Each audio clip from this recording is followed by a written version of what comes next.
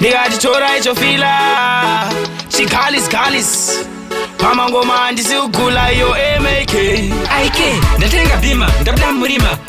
voda kukohwa zvandinorima mane chigali chasimbozvibvuma ndichashandosvika ndagopfuma asi ini zvangu zvichaita ini one day zvichaita hanzi uyo ana bhegi atingatamenoende kuti ana asi zveshuwa zvangu zvichaita ini one day zvichaita hanzi uyo ana bhegi atingatamenoende kuti ana bhegi hanzi uyu haana mari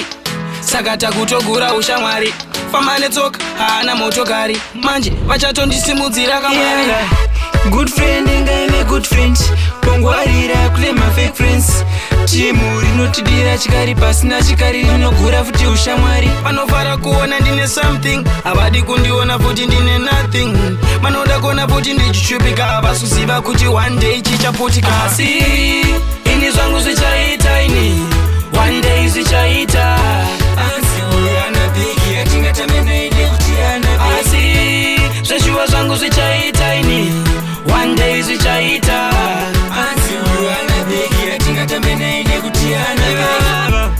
vanomira muzvikona havadi kuona tichizvigona patinofamba pese vetisona manoshuwa kutokata mweya matofema hanzi panhari broko vakutozvitora kunge joko vari kuwanza kamatoko namaindigone ndakasimba kunge basi ini zvangu zvichaita ini one day zvichaita hanzi uyo ana bhegi atingatamenoende kuti ana asi zveshuwa zvangu zvichaita ini one day zvichaita hanzi uyo ana bhegi atingatamenoende kuti ana bhegi hanzi uyu haana mari saka takutogura ushamwari famba netsoka haana motokari manje vachatondisimudzira kamwari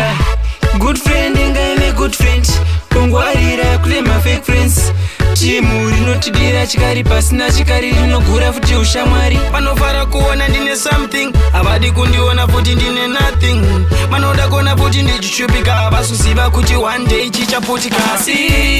ini zvangu zvichaita ini